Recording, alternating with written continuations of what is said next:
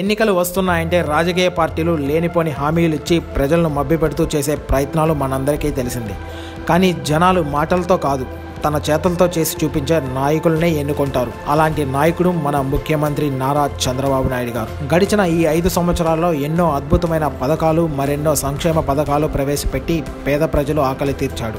రాష్ట్రం అన్యాయంగా విడిపోయి నిధుల కొరత ఏర్పడినా కేంద్ర ప్రభుత్వం మన రాష్ట్రానికి నిధులు ఇవ్వకుండా మొండిచోయి చూపించినా ప్రజలకు ప్రభుత్వం నుండి అందించాల్సిన సేవలన్నీ ఎలాంటి లోపం లేకుండా అందించాడు చంద్రబాబు నాయుడు. 2019 సార్వత్రిక ఎన్నికలకు గాను చంద్రబాబు నాయుడు ప్రవేశపెట్టిన మేనిఫెస్టో ప్రజల్లోకి దూసుకుపోయి మరోసారి మాకు చంద్రబాబే ముఖ్యమంత్రి కావాలని ప్రతి సామాన్యుడు కోరుకుంటున్నారు.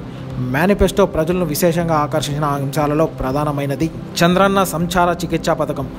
వైద్య సౌకర్యం లేని 13,000 ప్రాంతాలకు గాను సంచార చికిత్స వాహనాల ద్వారా వైద్య సేవలు ఈ పథకం ద్వారా అందించబోతున్నారు బాబు. ఇందుకోసం 292 వాహనాలు, 4,02,912 మొబైల్ క్లినిక్ క్యాంప్స్ని అందుబాటులో తీసుకురాబోతున్నారు.